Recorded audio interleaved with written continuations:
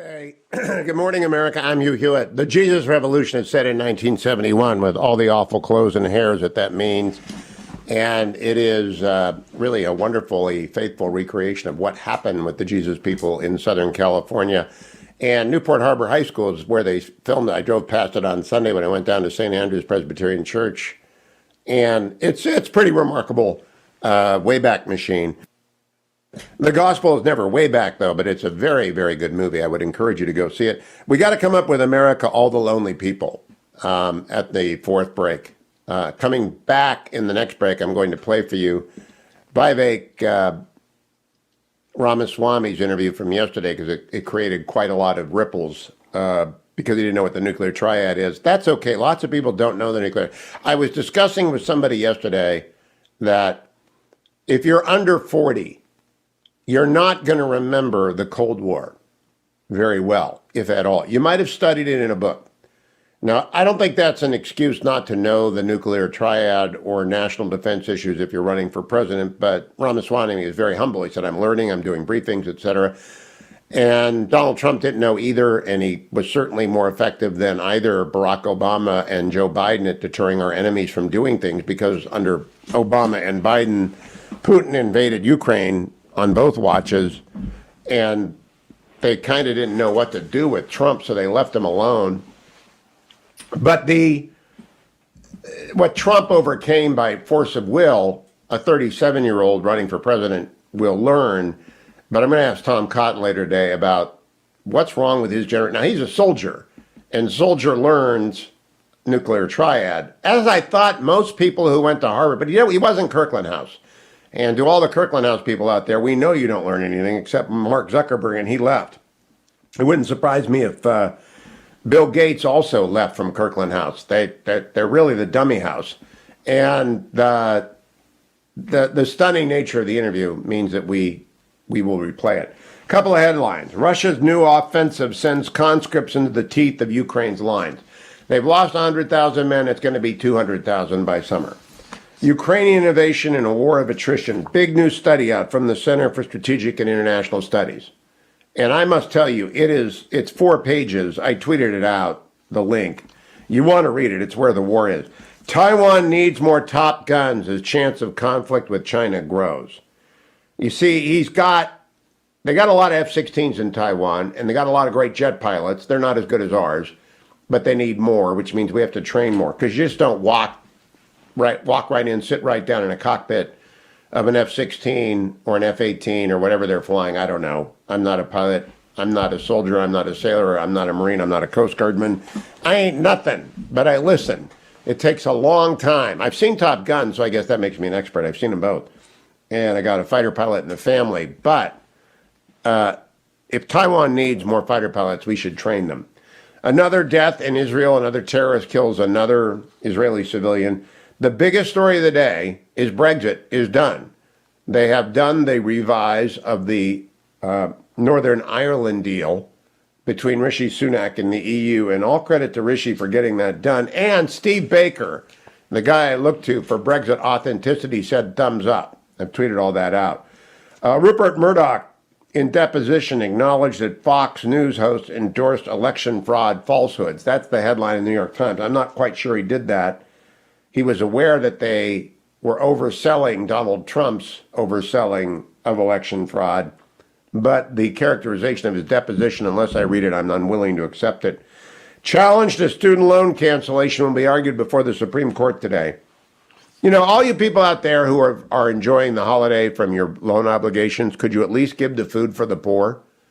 Paul Niven explains for it. I just tweeted it out. $72 will feed 2 children for a year in the poorest parts of Central America. So if you're getting a break from the federal government, could you give $72 of it or more to Food for the Poor? There is a banner at the top of HughHewitt.com. Listen to Paul. Here in Guatemala, we have visited families that go without the basics of life. We have seen the pain after the pandemic. Things have been opening up, but for many families, it still remains difficult. The work begins in your heart. There's a scripture that says in Galatians 2:10, all they asked was that we remember the poor. We're asking you to remember the poor. Please, make a difference right now. That's Paul Jacobs. I said Paul Niven. I'm sorry, Paul Jacobs.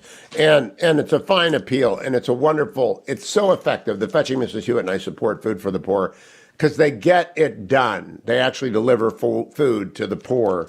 Rice and beans. It's not elaborate, but it gets there.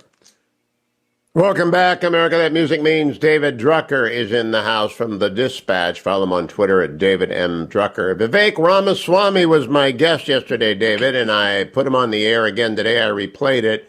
Vivek had a couple of stumbles. Did you by chance hear the interview? So, Hugh, I was buried in a story that'll post later today. So I did not, and I need to do some catch up. But I understand you asked them some familiar questions, or at least familiar to those of us that were around 7-8 years ago. Well, Alger Hiss and the Looming Tower are always reliable guesses for my first interview with anyone. But the nuclear triad is going to be, I want to know which one we got it done, because I don't think we can afford all three legs.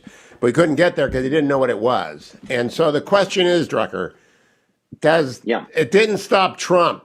Does it DQ Ramaswamy? Well, really interesting question there. It didn't stop Trump, but Trump also was viewed much differently. People felt like they knew him. They felt like he was a seasoned businessman and deal maker who could adapt and figure things out. I don't know, and I was talking to Dwayne about this, I don't know if the answer to an 87-year-old president is a 37-year-old president. And the problem with not understanding the breadth of the presidency, if you're trying it at an early age like this, or even at an age like 42, 43, 45, as we've had recently from some presidents, is when you're young, they want to know that you've done your homework. When you're a little bit older and you've been around the block, they may be willing to cut you some slack, figuring if you've gotten this far and been successful, you're easier to adapt and more likely to adapt and figure things out. Well said. Let me turn to Donald Trump and Ron DeSantis, who are the front runners. Conrad, and I'm in Switzerland as you are.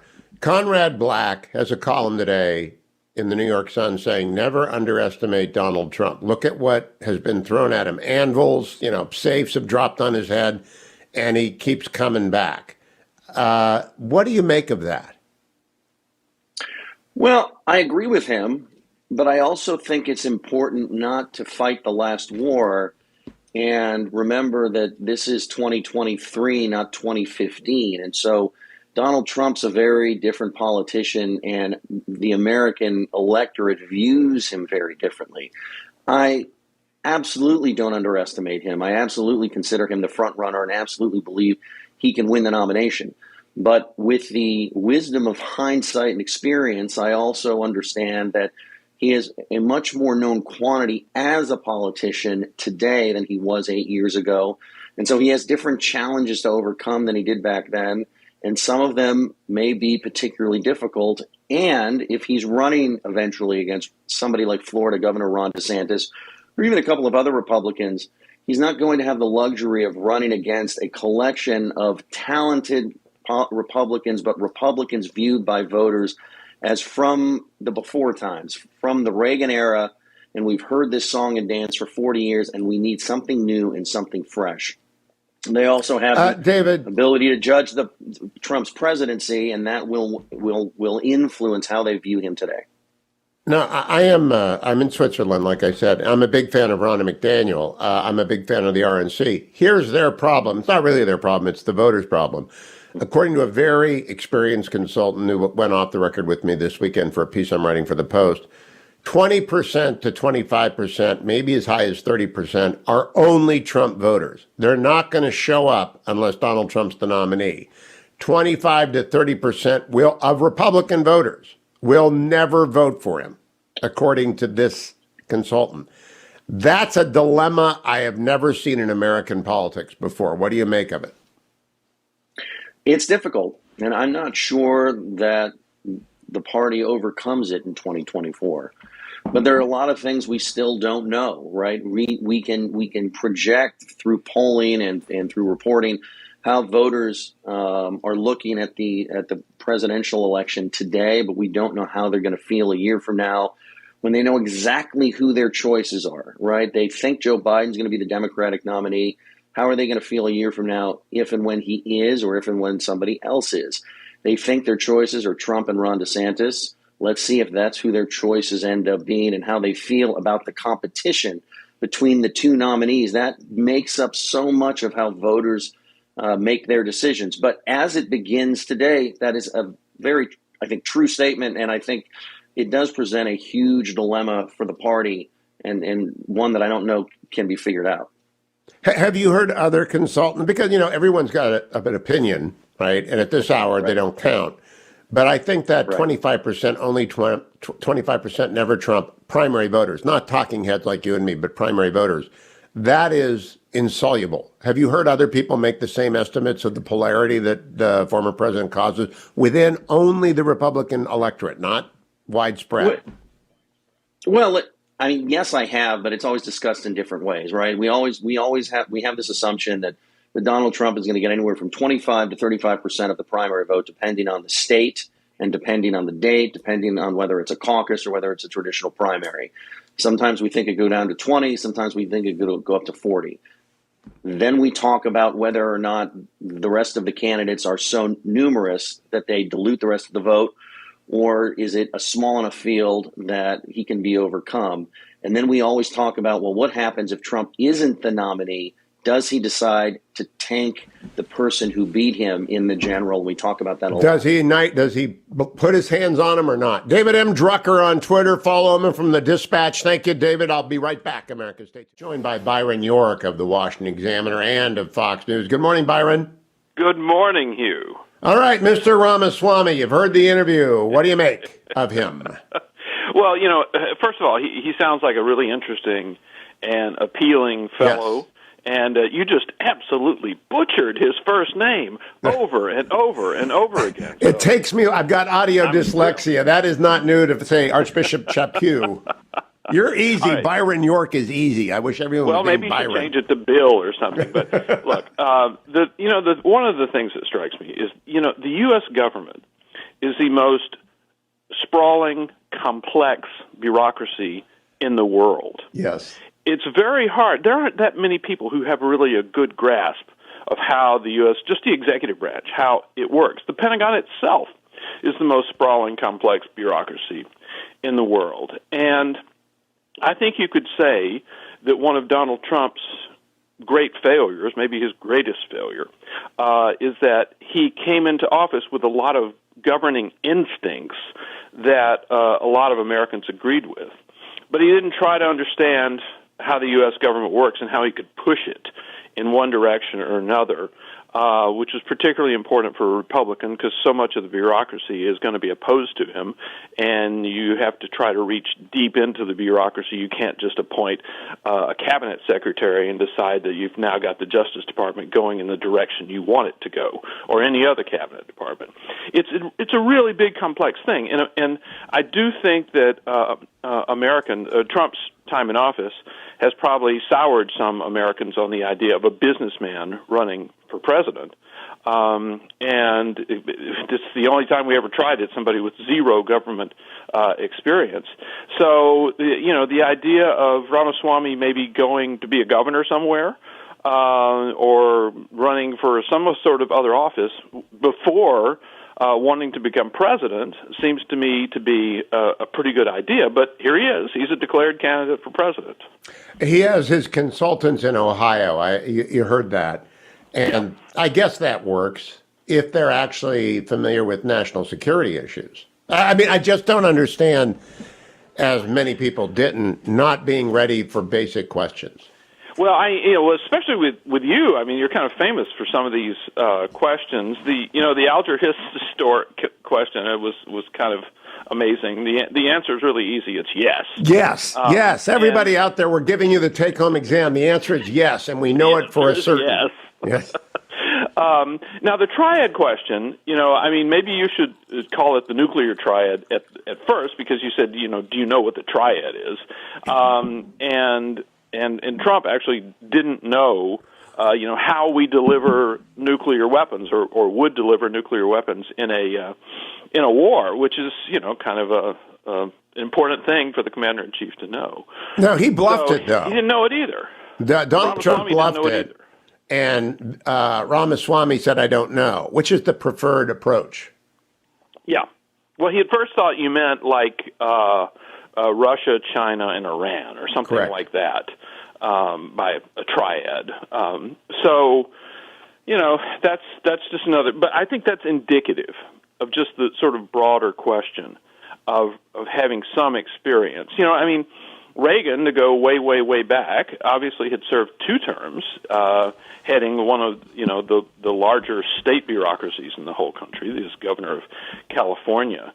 And now you have, as the leading non-Trump candidate in the Republican race, you have DeSantis, who has been a member of the House and is now in his second term as governor of another huge state, Florida. So, these are...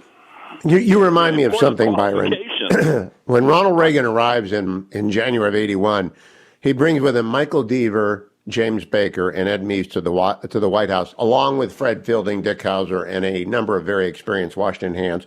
He puts at justice William French Smith, his personal lawyer at Gibson Dunn for years, and he puts at defense Cap Weinberger. And it is a team in place, a member of the Trump advisors who stayed all 4 years.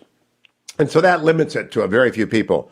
Told me they had no idea how to staff the government when they came in. None there you go. at all. That's what I was starting with. And, part of it is, since Trump had just been a political talker, he hadn't actually been run a race or something, he didn't have an army of people who were ready to work for him. If Jeb Bush had been elected president, there was a whole army of Bush fans, retainers, whatever you want to call them, people who had served in the George W. Bush administration. They'd been the deputy undersecretary of something, and they were ready to step up and be the undersecretary of something. They knew how their portion of the U.S. government worked, and they were ready for the job. The same would have been true if Hillary Clinton had been elected. But with Trump, it was extraordinary, and he did not have people who were experienced in working in the U.S. government, or knew a lot about the U.S. government, or even knew a lot about electoral politics. I remember being at his victory event in November 2016 in Manhattan, and there were so many people I didn't know. And if you cover a lot of Republican politics, you're going to run across. But he does now in the Iowa in the early states, and it was just extraordinary how few people who were in the Republican establishment were around. Now, that's what a lot of voters wanted. They wanted somebody who was not the product of that. But at the same time, that person had to know how the government worked or be really, really ready to learn, and Trump was not. You're going. I want people to know he has them now. You're going to get Stephen Miller and others back. Well, yeah, Stephen Miller was 4 years in the White House. Right. That's He's one of the small group of people that went 4 years. Navarro, Kellyanne Conway, Jared, Ivanka. There are very few people who went 4 years. Byron, I want you to meditate on the Jeb Bush pseudo-endorsement. Not pseudo, almost explicit endorsement of Ron DeSantis, because I'm kind of surprised, but W will never make an endorsement because W doesn't. He conducts his post-presidency as his father did, and he will not get involved. Period. End of story. Jeb is the closest we'll get to Bush Inc. blessing someone. What did you think is the significance of that? Were you as surprised? And I admit I was surprised. Well, surprised because, wow, Trump will beat the hell out of DeSantis over this. Listen, I think, and this is something I've been thinking about a lot lately, because I think we discussed this a while back. There are some candidates or possible candidates who give you a feeling of throwback to a pre-Trump Republican world, a world of George W. Bush and Paul Ryan and Mitt Romney. And a lot of Trump supporters would just absolutely go ballistic against something like that. But there is some sort of fusion that's going to happen if the Republican Party is going to be a winning governing party.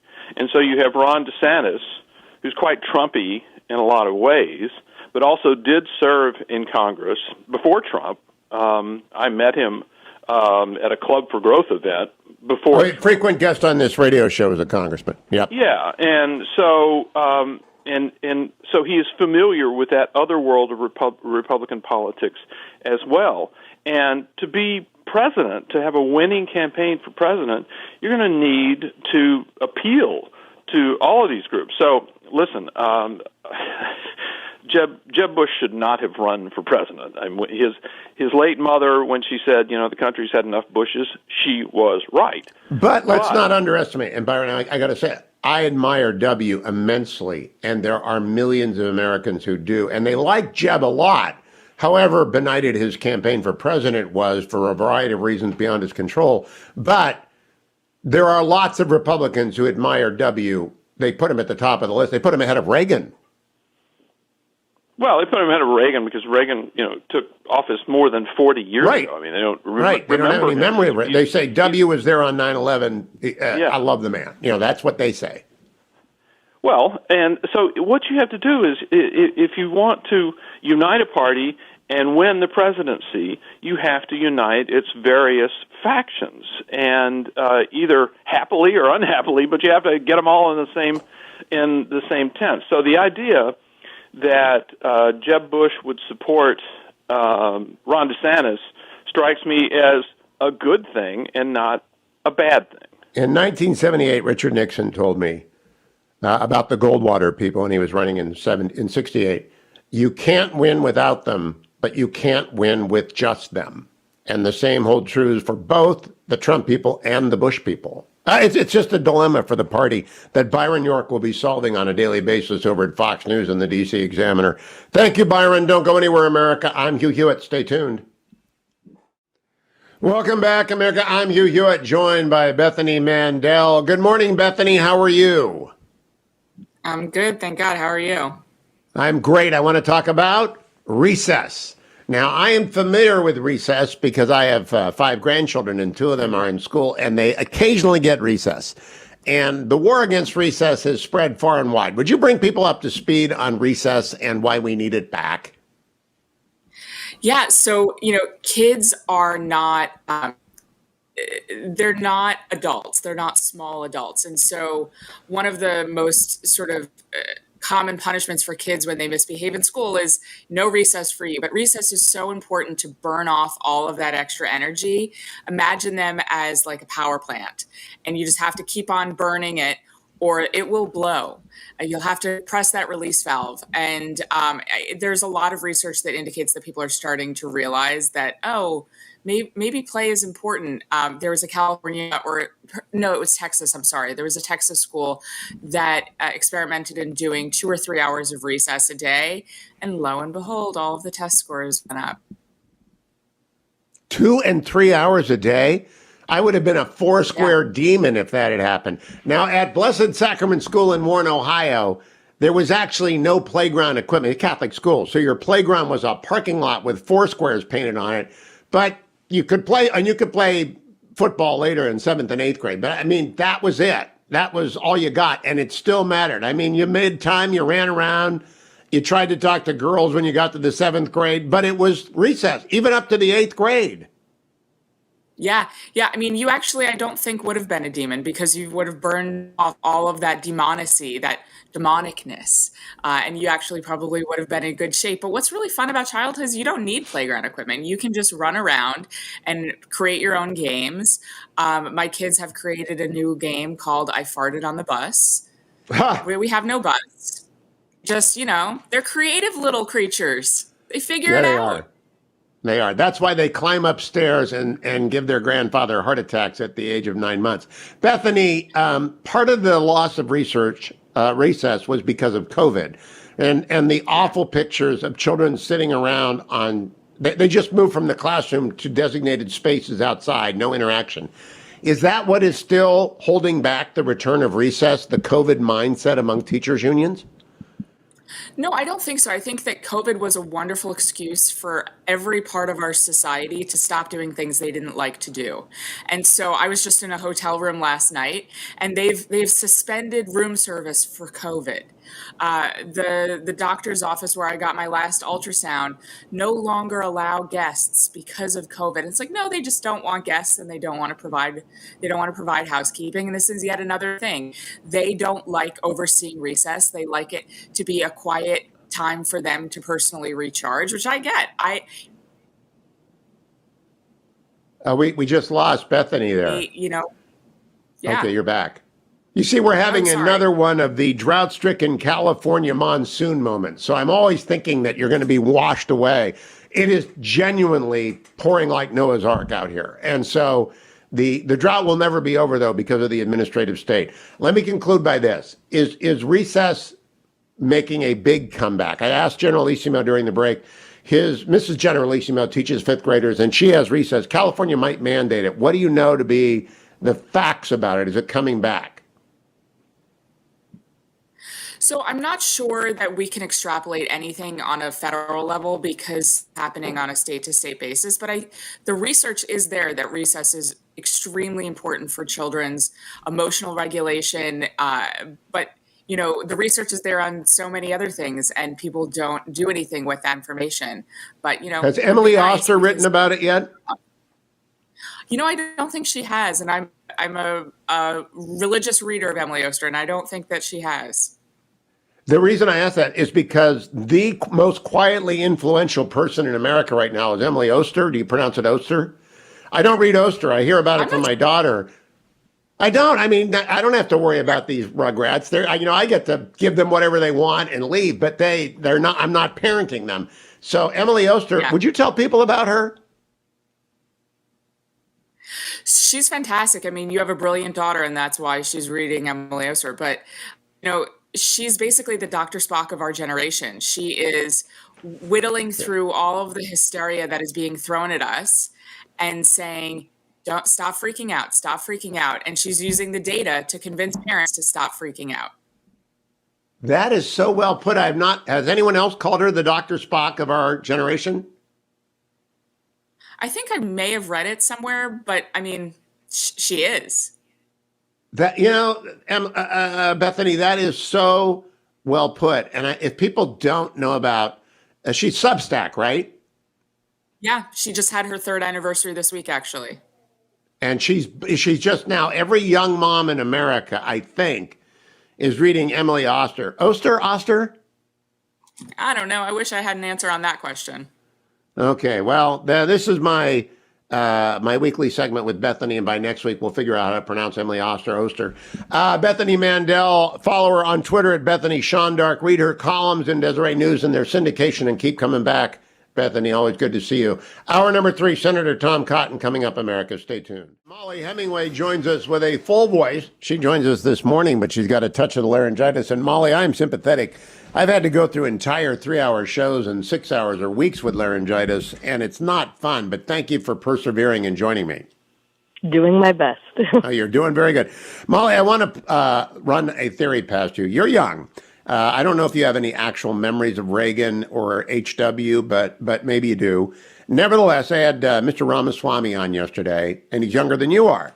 And he didn't know what the nuclear triad was. So I began talking to my wife about this, and I have a general theory that unless you've actually plunged into politics and you're born after the collapse of the Soviet Union or were young when it happened, you don't really know a lot about national security from superpower competition days because it hadn't existed since then. What do you make of my theory? I think it might be true. I mean, I am old enough to remember much of the Cold War, the portion of the Cold War that I was under, and the threat of nuclear annihilation, and how we were school children who were being prepared for possible nuclear strikes, and so we learned a lot about defense and what our strategic position was. And also, during the 80s, what Reagan was doing with even SDI was such a big thing that I don't even hear people talk about that anymore either. No, I didn't ask Mr. Ramaswamy about that because that's a trick question. I just kind of view the triad, and I have to stop doing this. I just thought, ask him about the triad because I don't think we can afford 3 legs of the triad anymore. So my follow-up was going to be, which one do you eliminate? And we didn't get there because he didn't know what the concept was. Now, that happened to President Trump, too, but that's very different. Donald Trump was purposefully not in the weeds. Ramaswamy is a brilliant pharmaceutical big innovator, Harvard guy. And I'm just kind of surprised, but then I put it down talking to my wife about it, that it might be a generational thing.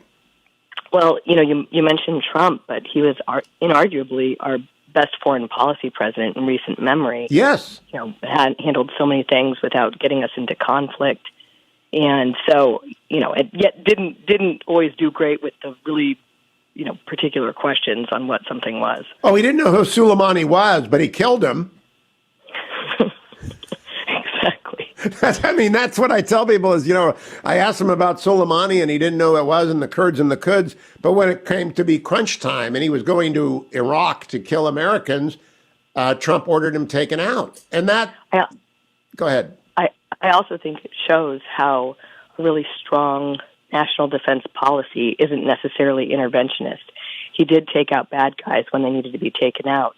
He was very strong, in fact, but he didn't want to necessarily do this thing that we've been doing in recent decades, getting involved in a war without a clear strategy, without a good end game, without knowing what the result is going to be. And I think that's why it was so popular with the American people, too. Molly, the popular history is that President Trump ordered a strike on Assad in the early days of the Syrian genocide when he saw pictures of babies being gassed, and that then Secretary of Defense General Mattis countermanded it. You're familiar with that narrative? Yeah, I remember the reporting. I don't know if it's true, but let's assume it is and not treat it as a counterfactual. Wouldn't it have been better to have killed Assad? I mean, the man is a maniac. He's still a maniac, and now he's threatening Israel by allowing the transshipment of everything from Iran to Hezbollah. In general, the U.S. has had this problem of thinking that bad guys should be taken out without realizing that they're frequently replaced by even worse guys. Our policy of regime change has just frequently not worked very well. And it's because we don't understand that sometimes it's the underlying conditions in a country that are producing action from a country that we don't like. It's not just like one bad guy. And getting even more deeply mired into Mideast wars when we really need to be pivoting to China would actually not be a great idea. And so while it is important to take out really bad guys like Soleimani, you don't want to deviate from your actual foreign policy focus, which should be laser focused on your national interest and what actually threatens the American people. Well, if Trump had his wish carried out, that would have restored the red line doctrine in America that Obama erased. We'll discuss that another time. Molly, the senior strategist I talked with on the weekend, said about Donald Trump and the Republican primary electorate that 25% to 30% are only Trump voters, and the same number are never Trump voters. And by never Trump, I don't mean the talking heads who are paid to be anti-Trump on every appearance that they ever make. I mean the people in the Republican Party who won't vote for him. That's, to me, an almost insoluble dilemma, isn't it? It's a huge challenge for the other candidates to figure out how they can beat Trump without alienating that third that you're talking about in these polls. And it might not be able to be done, but might not be possible. Yep. That's definitely something they need to work on. Well, how do you think it's done? What ideas would you give to the 10 other people? And I think there are probably a total of 9 other serious candidates who will be on the stage and will be debating Trump. What do you suggest they do? Well, I actually think that the thing that's really interesting about Trump is that his policies are so popular, and also his attitude toward enemies of the Republican Party is very popular. So I think emulating those really good traits, if you're not Trump, emulating those really good traits of Trump can be a really good way to win over his voters. And I noticed how Glenn Youngkin did it when he was running for office. I mean, he's not like the ideal candidate or anything like that, but he did a really good job of not being Trumpy without in any way alienating the Trump voters. And he rode that coalition to victory in Virginia. He was also assisted by the former president in the right way, phone calls to supporters of Trump. So Trump called the 25 to 30% who were only Trumpers and helped Glenn Youngkin win. Molly Hemingway, I want to ask you very quickly about the administrative state. Ron DeSantis has been talking about it. I think every candidate will. The administrative state has kind of surfaced as a real, it's not the deep state, it's just the ubiquitous, ever-present government that never calls off a crisis that it benefits by. And I'm talking about it because I went on a little rant on Twitter about the drought never being over in California, though we are drowning out here. Do you think the idea of an ominous growth in the administrative state resonates with regular voters? Well, I don't know how well they understand the term, but everyone has felt, and you were talking about Reagan, going back to Reagan, how the bureaucracy is sort of at war with the American people frequently, how they serve as judge, jury, and executioner with small businesses or with family decisions. And I think that is a salient political point that all Republicans should be moving forward. It's a really violation of our Constitution, how much power these bureaucrats have over and against the American people versus how our Constitution arranged it, where we would all get a say in how we're governed. Now, Molly, I want to end by the Supreme Court today will take up Joe Biden's unconstitutional attempt to forgive student loans. And I am very, very confident it will be struck down. I want them to do it in like a day so that everybody understands what he did is so fundamentally wrong. Are you as optimistic as I am? I don't know. I hope so. And I noticed that nobody seems to think that Biden has the better of the legal arguments because of the way they're talking about it. Nobody's putting forth legal arguments that seem like they will hold sway. So you're probably right to be optimistic. But will they act? I mean, this has got to stop. Talk about the administrative state. The executive cannot do things like this. And Joe Biden got away. It probably got him a better result in November than otherwise he would have had. I think they were kind of open that they were doing this for political gain, even though they knew that it was not constitutional. It's not the first president to do something like this, but it's really despicable. Despicable. Molly, I'll let you go. MZ Hemingway on Twitter. Good luck with The Voice. It is a bane of broadcasters everywhere. There are secret sauces, which I'll tell you about a little bit later. Welcome back, America. It's Hugh. Time to talk about the Wuhan lab leak, and reprising the role of Senator Tom Cotton in January of 2020 is Senator Tom Cotton. He's back saying the same thing he said 2.5 years ago. Senator Cotton, good morning. How's it feel to be absolutely right and have to have Democrats admit it to you? Well, Hugh, I knew I was right all along, as did most normal Americans who just looked at the facts in front of their face and used their common sense that this virus almost certainly came from those labs in Wuhan. You won't be surprised here. I haven't heard many Democrats come up to me in the Senate yet to apologize for saying I and so many Americans were spreading fringe conspiracy theories, or we were racist or nativist or xenophobic. Unfortunately, I don't see many actions from the Biden administration or the Democrats either on trying to make China pay for its wrongdoing. That's really the most important thing. It's not that I was right 3 years ago. It's that I remain right about trying to force China to pay for the millions of lives lost to this virus, the businesses that were destroyed, the jobs that were lost as well, by doing things like revoking its most favored nation trading status, banning Communist Party aligned Chinese nationals from buying our farmland, banning TikTok from our country, and other steps are long overdue. Let me play for you Stephen Colbert last night on The Late Show with Stephen Colbert talking about the Department of Energy study, that intelligence report that matches up with the FBI conclusion that the Wuhan lab is where the virus came from. Here is Colbert now is attacking the finding. Yeah, well, from that clip, you can conclude why I and almost every other American don't watch that show, because it's not very funny. And I say that it's no laughing matter. If you lost your grandmother and didn't have a chance to visit her as she was passing away in the hospital, and didn't have a chance to have a funeral service for her, it's no laughing matter if Tony Fauci shut down your business and cost you your job, all of the result of Chinese wrongdoing and duplicity from the very beginning that made this pandemic worse and the effects of it longer than it had to be. So people like Stephen Colbert and the Washington Post and the New York Times and Tony Fauci can try to sweep this all under the rug or make light of it now. But there were severe harms inflicted on the American people. And it's just a reminder of how the left in America, whether it's in media or supposed comedy shows or the White House or social media, tries to suppress honest debate about genuine questions of public concern. Remember, people who said, like, well, gosh, maybe we should study the lab that's right down the street from this so-called food market that doesn't have any bats present, where in the lab they do have bats. And they study coronaviruses. Everybody knows that Chinese labs are very unsound. If you said that, you were accused of spreading fringe conspiracy theories, and you were suppressed on social media accounts, and the media came down on you like a ton of bricks.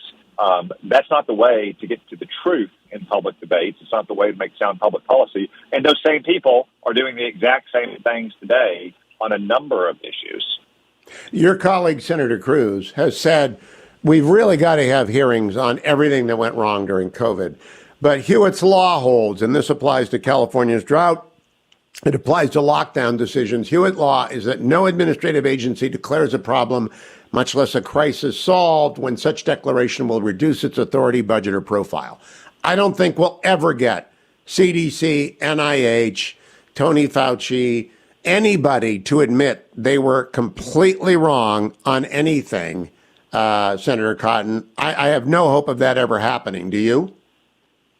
Not really, Hugh. I mean, if you look at Tony Fauci's very rigid ideological pronouncements, and in retrospect, even when they do say that something didn't have much effect, like mask wearing, even when you're outdoors, or the vaccines that we all hoped would be more effective than they were, but turned out not to be as effective for stopping the spread of the virus, as opposed to, say, minimizing its harms on those who are most susceptible to it.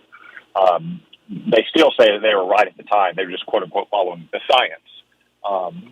When in reality, they were following your iron law, which is taking actions that aggrandize their own power, gave them more control, and gave them more budgets.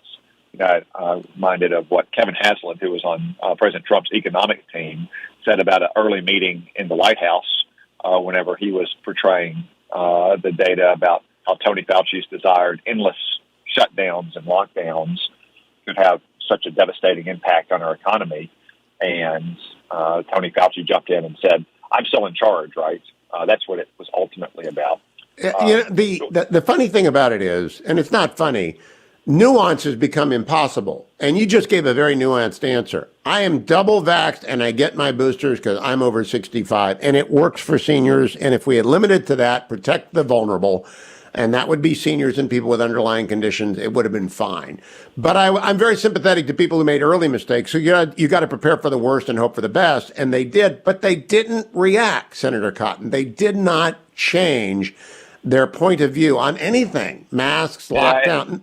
Go ahead. No, they still haven't. And then you see it around the nation's capital. You still have people wearing masks, like when they're walking down the street or when they're riding a car by themselves. For many of these liberals, it's become a kind of political identity.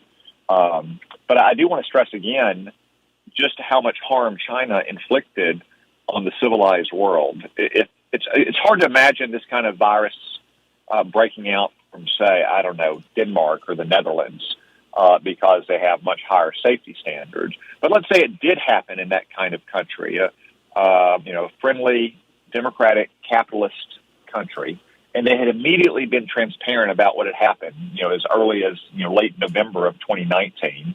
By the time that virus got to our shores in large numbers, in February or March of 2020, we could have already realized that it was most dangerous for people who were elderly and infirm. We might have avoided the extended lockdowns. And like you, Hugh, I don't fault President Trump or any governor or other executive official at any level for taking early precautions against this virus when we didn't know what its reproduction rate was going to be. We didn't know how deadly it was going to be for the general population. But as we quickly learned in March and into April that it was mostly dangerous for the elderly and infirm, we should have taken very rapid action to try to get back to normal as quickly as we could. If China had been transparent from the very beginning, we might have known all that before it arrived on our shores in large numbers and have avoided the worst of the economic losses, the worst of the educational losses for our kids. That's why China still has a lot to answer for, and I just don't see the commitment from the Biden administration in making it answer.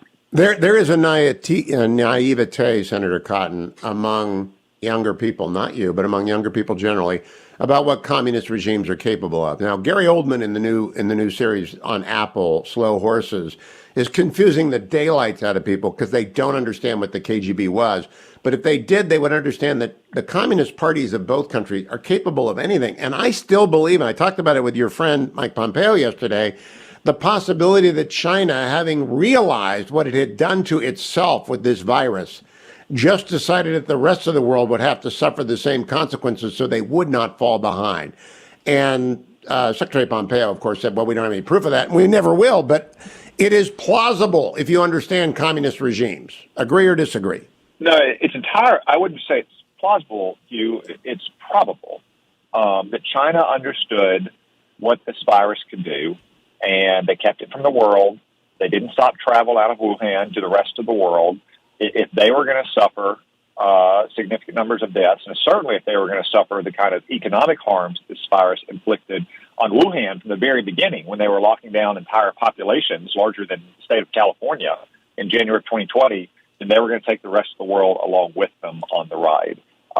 That's what communists do. And you're right that young people today should have mandatory courses where they have to read things like 1984 and Darkness at Noon and study the history of Soviet Russia or Mao's crimes against his own people, so they understand what communists are capable of. That's what communists do. I don't know that I've heard anyone in legacy media make that statement in a long time, Senator Cotton. It's as though it's erased from their memory banks how communists act. And Xi is a communist. He's a survivor. He's a ruthless guy. And I don't think the world gets it. Well, it's not just in liberal media. I mean, it's in a lot of think tanks and positions of power in Washington and the government and in Congress who still are operating under this delusion that China, and Xi Jinping in particular, somehow wants to move them towards a market-based economy and will ultimately open up further. That's never been the case. It was a mistaken premise for 30 years, but especially for the last 10 years since Xi Jinping took power. He is clearly a Marxist-Leninist in the classic sense. He puts the party above all else, above the nation, above the government, certainly above the people. And he simply wants to harness some of the tools and instruments of markets to further the party's power and to cement its control over its own people and ultimately its ascendancy in the world. Senator Cotton, thank you. And unless until people remember that, they're never going to understand the China challenge. I appreciate your joining me, Senator Cotton. And I like to take credit for you saying about the Wuhan lab leak that first here, but I think maybe Maria Bartiromo beat me. I don't know. I have to go back and listen to the tapes, but I'm very glad you're still there and that you are vindicated again, even though Stephen Colbert will not admit it. Senator Tom Cotton, thank you. Don't go anywhere, America. I'll be right back.